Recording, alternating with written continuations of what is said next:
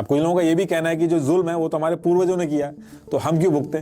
लेकिन यही लोग जब अपने एंसेस्टर की प्रॉपर्टी लेनी होती है तो उसमें पीछे नहीं हटते हैं। ये SC/ST कैटेगरी का है, इसके नंबर कम थे, उसके बाद भी इसका सिलेक्शन हो गया। क्योंकि घरों की आम भाषा में आपने जरूर सुना होगा कि बेटा किसी से भी शादी कर लेना, लेकिन कोई छोटी कास्ट से मत उठा लाना। आज भी आप देखोगे कि अपर कास्ट पॉपुलेशन में बहुत ही कम है, लेकिन इंपॉर्टेंट पोजीशन हो, जमीन की ओनरशिप हो या कुछ और हो, हर चीज में सबसे ज्यादा जो हिस्सेदारी है वो अपर कास्ट की है। हर पार्टी के जो बड़े नेता हैं वो रिजर्वेशन का सपोर्ट करते हैं और उसी पार्टी के जो छोटे नेता हैं वो रिजर्वेशन हटाने की बात करते हैं, ताकि लोग आपस में ही उलझे रहें। 1932 से आज तक कास्ट बेस्ड सेंसस लोगों के सामने नहीं लाया गया है। गांधी जी का मानना था कि डिस्क्रिमिनेशन तभी खत्म होगा जब लोग इंटरकास्ट मैरिज करेंगे। समाज से निकलने का जो डर होता है वो बहुत ही बड़ा डर होता है। ये सिर्फ वही समझ पाएगा जो समाज से निकला हुआ है या फिर ये असली राजपूत है।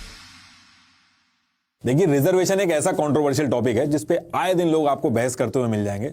स्पेशली इलेक्शन के टाइम पे ये बहस जो है वो और तेज हो जाती है। अब कुछ लोगों का मानना है कि फाइनेंशियल स्टेटस देख के रिजर्वेशन देना चाहिए और ये जो कास्ट बेस्ड रिजर्वेशन है ये हटा देना चाहिए। कुछ लोग कहते हैं कि अगर 70 सालों से बैकवर्ड लोगों का स्टेटस नहीं सुधार पाया तो इसका मतलब कि ये जो टूल है ये काम का नहीं है।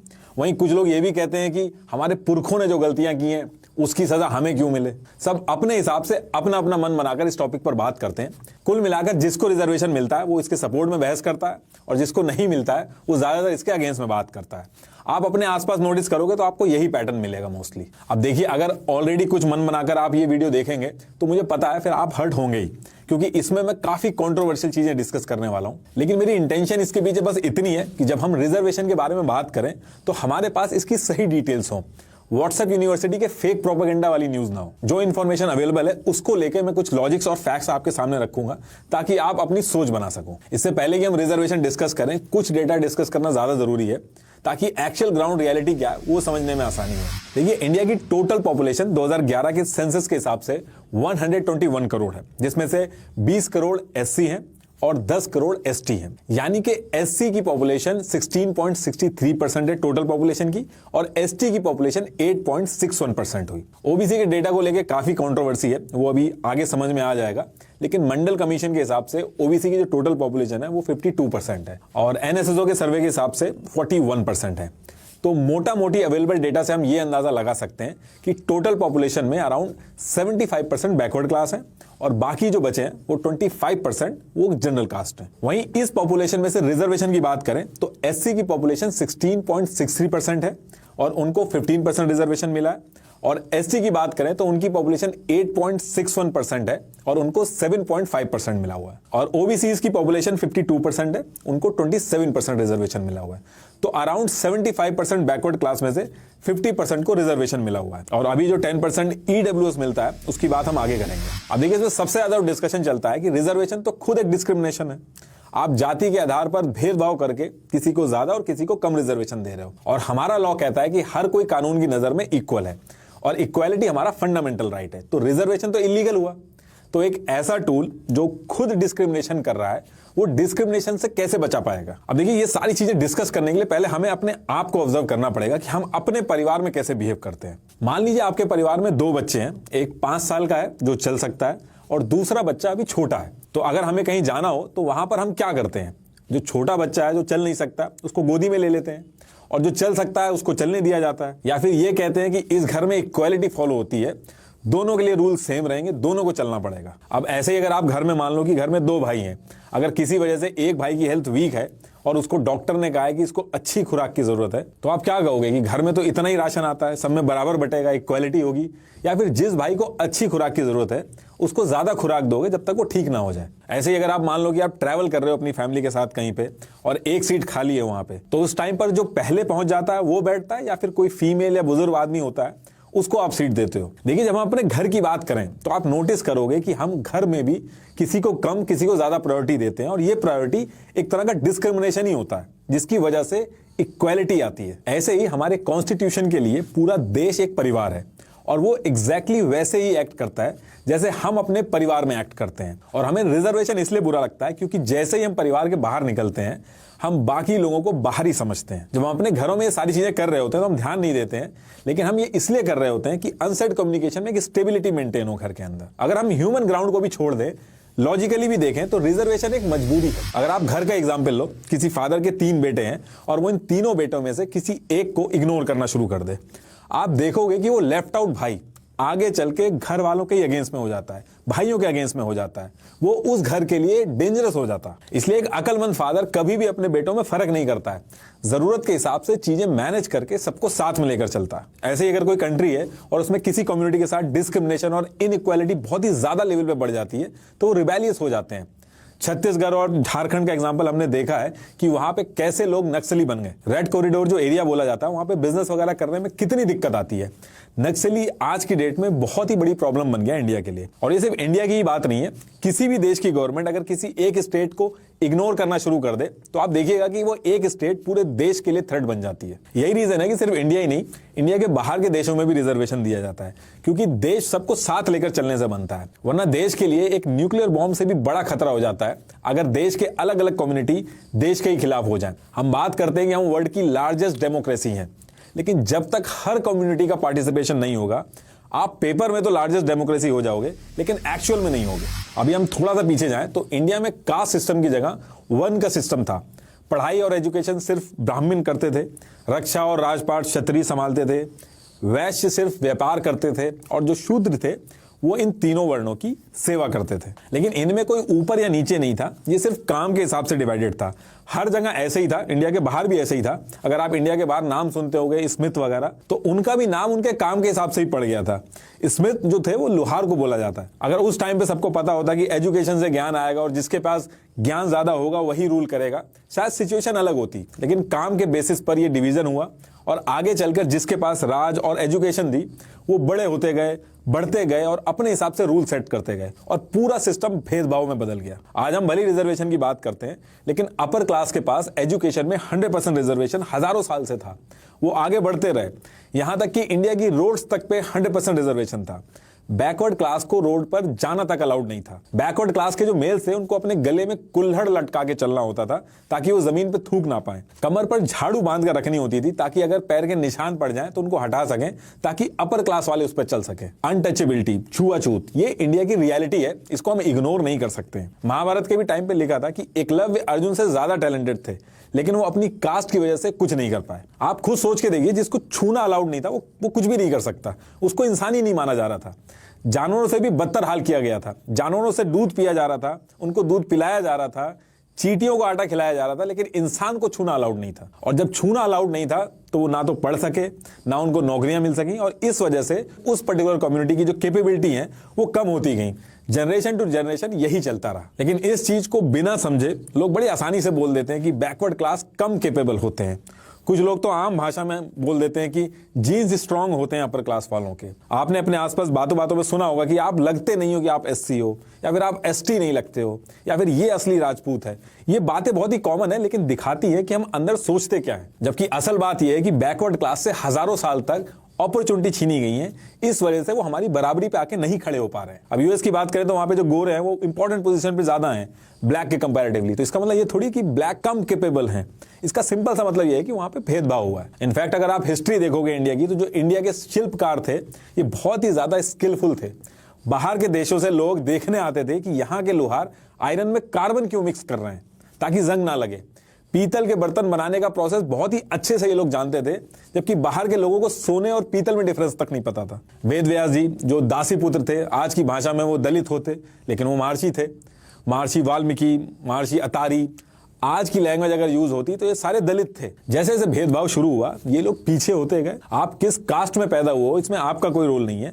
आपके आसपास एनवायरमेंट कैसा मिल रहा है, आपको अपॉर्चुनिटी क्या मिल रही है, वो बहुत इंपॉर्टेंट चीज है। एक तरफ एक बच्चा है जिसके माँ बाप एजुकेटेड हैं, सही टाइम पे उन्होंने बच्चे को अच्छे स्कूल में डाल दिया, उसकी 2-2, 3-3 ट्यूशन लगा दी हैं, अलग अलग स्पोर्ट्स भी खिलाए जा रहे हैं, सही टाइम पे उसको लैपटॉप मिल गया, वो अच्छे से लैपटॉप भी चलाना जानता है। वहीं दूसरी तरफ एक बच्चा है जिसके माँ बाप पढ़े लिखे नहीं है, सरकारी स्कूल में बस नाम लिखवा दिया गया है, घर पे पैसे भी नहीं है इसलिए उसको काम पे भी जाना पड़ता है, आसपास का माहौल सही नहीं है, उसने लैपटॉप तो देखा तक नहीं है। तो इन दोनों में से अगर किसी की नौकरी लगेगी तो किसकी लगेगी? जो पहला बच्चा है उसी की नौकरी लगेगी, वही सक्सेसफुल होगा, वही आगे बढ़ेगा, और फिर ये एक साइकिल बन जाता है। और ये चीज यही नहीं खत्म होगी, सेम चीज इनके बच्चों के साथ भी होगी।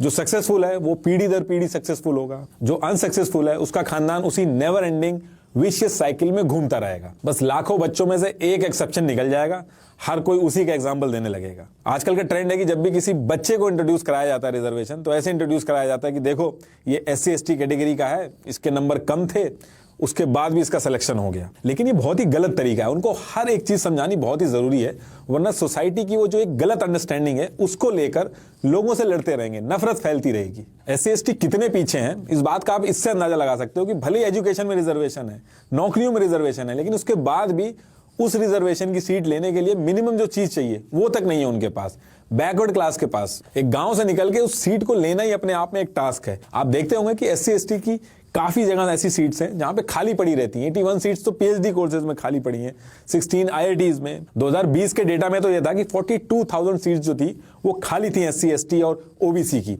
हाल इतना खराब है कि उस मिली हुई सीट को लेने के लिए जो एक बेसिक रिसोर्सेज चाहिए वो तक नहीं थे। 1000 लोग 1000 सीट के लिए एग्जाम देते हैं, उसमें से 20 से 25 सीट जो होती हैं वो बैकवर्ड क्लास को मिल जाती हैं।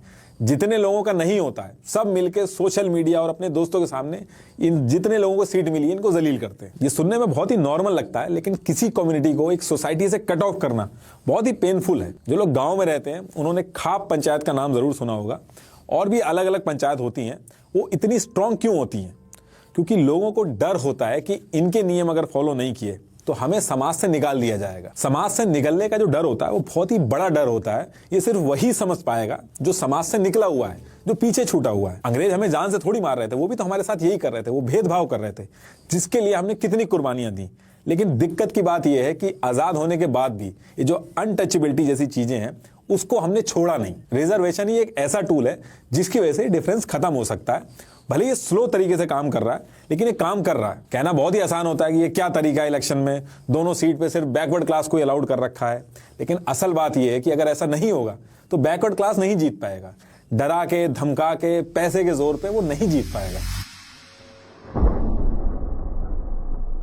अब देखिए, इसमें सबसे ज्यादा जो लोगों को बिलीव है वो ये है कि रिजर्वेशन इनकम बेस्ड होना चाहिए, और मुझे भी काफी टाइम तक यही लगता था जब तक मुझे डिटेल्स नहीं पता थी। देखिए, रिजर्वेशन को कभी भी इसलिए नहीं बनाया गया कि ऑल ओवर इंडिया में फाइनेंशियली लोग इक्वल हो जाएं। अगर आप कॉन्स्टिट्यूशन के आर्टिकल 14, 15 और 16 पढ़ोगे तो उसमें इकोनॉमिक इक्वालिटी जैसे वर्ड्स यूज नहीं किए गए, बल्कि रिप्रेजेंटेशन वर्ड यूज हुआ है। आप एग्जाम वगैरह में भी अगर जाओगे तो वहां देखोगे कि रिजर्वेशन के साथ रिप्रेजेंटेशन जो वर्ड है वो यूज होता है। और ऐसा इसलिए क्योंकि रिजर्वेशन कोई पॉवर्टी एलिमिनेशन स्कीम नहीं है। रिजर्वेशन सिर्फ और सिर्फ इसलिए लाया गया ताकि जो हजारों सालों से बैकवर्ड क्लास पे अत्याचार हुआ है और जो भेदभाव हुआ है उसको हटाया जा सके। आप किसी को भी पैसा देके भले अमीर बना दो, लेकिन उसकी कास्ट उसके साथ हमेशा रहती है।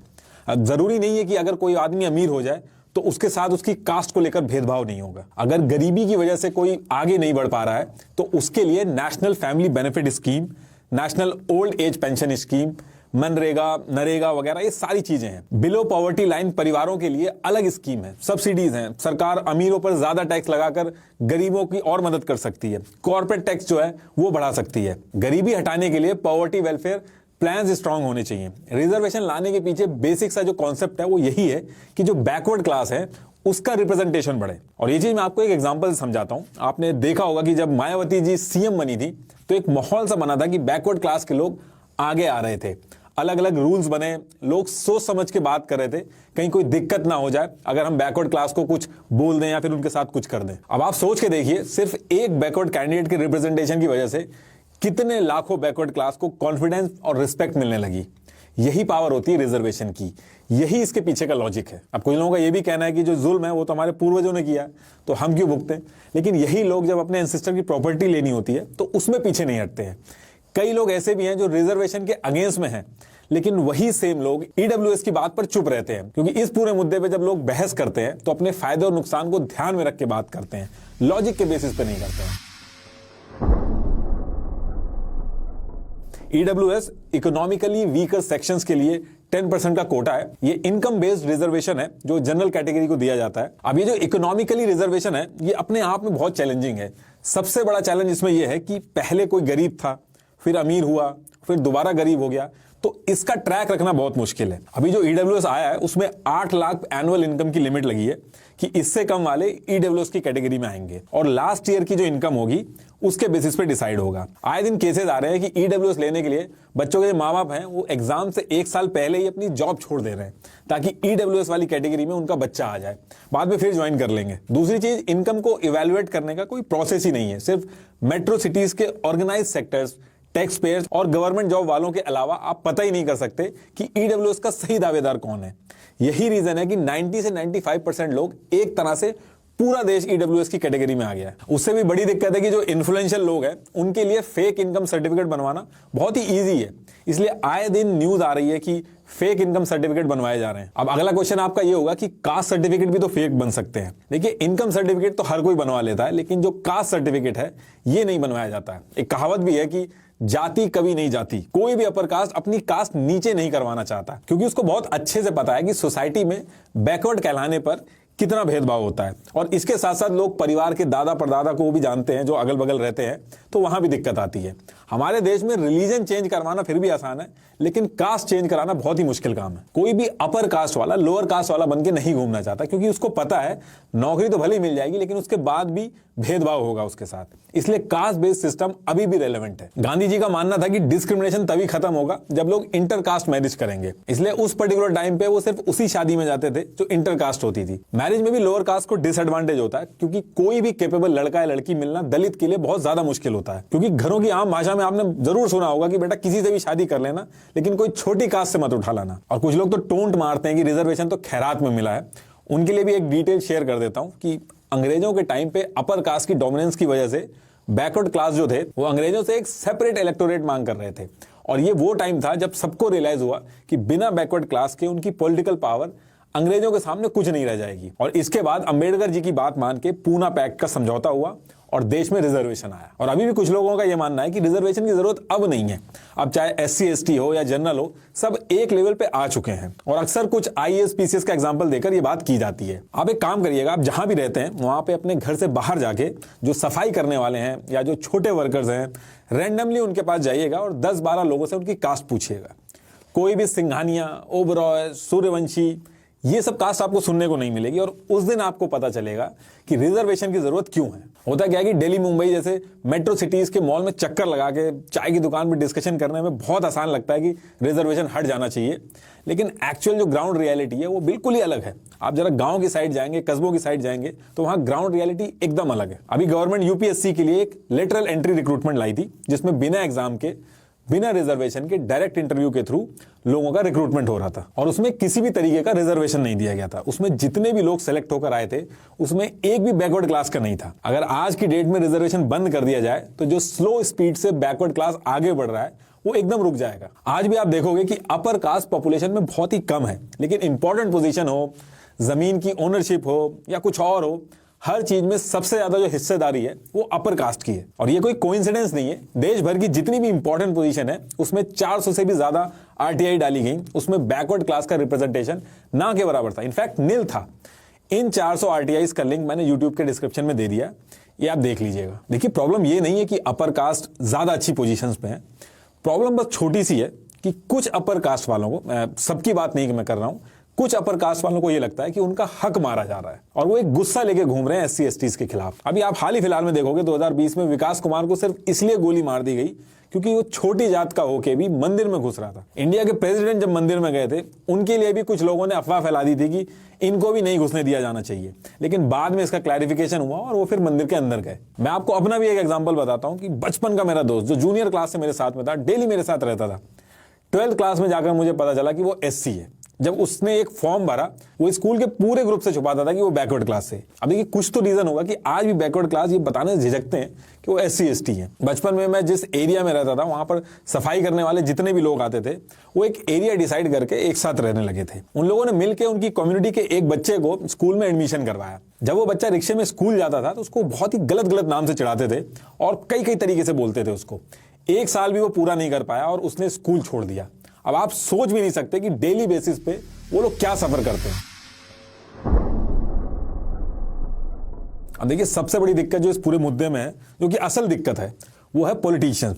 ये नेता लोगों को कभी भी एक वोटिंग नंबर के काउंट से ज्यादा कुछ नहीं समझते हैं और हर चीज को एक वोट बैंक का सर्कस बना देते हैं।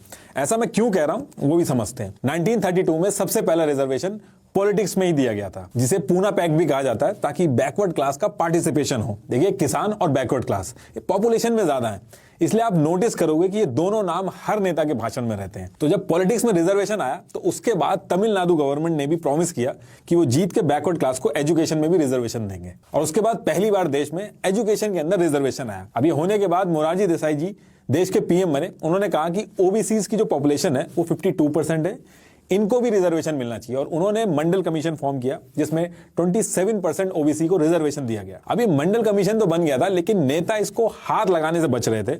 इंदिरा गांधी जी ने इस पूरे मंडल कमीशन को नहीं छेड़ा, फिर राजीव गांधी पीएम बने, उन्होंने भी इस मंडल कमीशन को नहीं छेड़ा। अब इसके बाद 1989 में वीपी सिंह जी की सरकार आई। ये सरकार मिलीजुली सरकार थी, इसमें कई नेता ऐसे थे जो पीएम बनना चाहते थे, और इसमें भी वीपी सिंह यूपी में ज्यादा इंपैक्ट करना चाहते थे। जो मंडल कमीशन था, जिसको बाकी नेताओं ने हाथ नहीं लगाया था, उसको ये लेकर आए और ओबीसी को 27% रिजर्वेशन दिलवा दिया गया। बहुत ज्यादा गुस्सा हुए लोग, कई सारे प्रदर्शन भी हुए, लेकिन ये फिर भी लागू हुआ। अब 50% के करीब रिजर्वेशन हो चुका था, और इसके बाद नरसिम्हा राव जी आए और इन्होंने कह दिया कि हम 10% रिजर्वेशन इकोनॉमिक स्टेटस के बेसिस पे देंगे, और पहली बार ईडब्ल्यूएस की जो बात यहीं से शुरू हुई थी। अब देखिए, धीरे धीरे ये सोशल इशू की जगह एक वोट बैंक की पॉलिटिक्स बनती जा रही थी। अब इसको मैं एक एग्जांपल से समझाता हूं। अगर मैं किसी तरीके से सिस्टम में घुस के किसी भी तरीके से एक पर्टिकुलर कम्युनिटी के लिए रिजर्वेशन लेके आ जाऊं, तो मेरी आने वाली पीढ़ियों तक को उस कम्युनिटी से वोट मिलेगा। वहीं अगर मैं डेवलपमेंट वाला रास्ता चुनूंगा तो ये रास्ता थोड़ा लंबा होगा और बोरिंग भी रास्ता है ये। और अगर मैं सिस्टम में घुस के किसी कम्युनिटी का रिजर्वेशन हटा दूं, तो मुझे और मेरी आने वाली पीढ़ी तक को उस कम्युनिटी से वोट नहीं मिलेगा। यही रीजन है कि हमारे देश की हिस्ट्री में आज तक किसी की भी हिम्मत नहीं हुई कि वो रिजर्वेशन को हटा सके, और हर बड़ा नेता कैसे ना कैसे करके अपने वोट बैंक के लिए रिजर्वेशन लेके आया। और इस पूरे सर्कस के चक्कर में एक्चुअल में जिसको रिजर्वेशन की जरूरत थी उसको स्ट्रगल करना पड़ता। वोट बैंक की पॉलिटिक्स के चक्कर में हमारे कॉन्स्टिट्यूशन को मल्टीपल टाइम अमेंड किया गया है।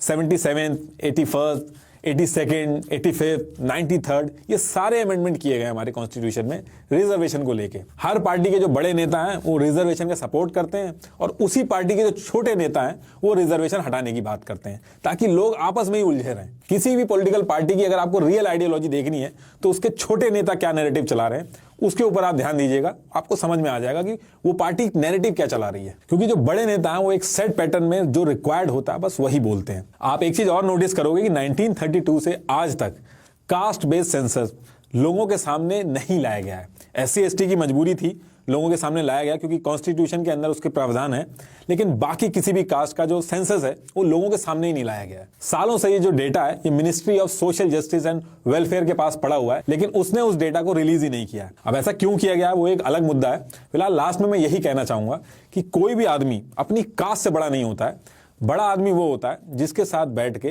कोई भी आदमी अपने आप को छोटा ना फील करे। और डॉक्टर भीमराव अंबेडकर जी की जो ऑडियो बुक है वो कुक्कू FM पर आप जरूर सुनिएगा, उससे आपको और क्लैरिटी मिलेगी। लिंक मैंने डिस्क्रिप्शन में दे दिया है। Thank you.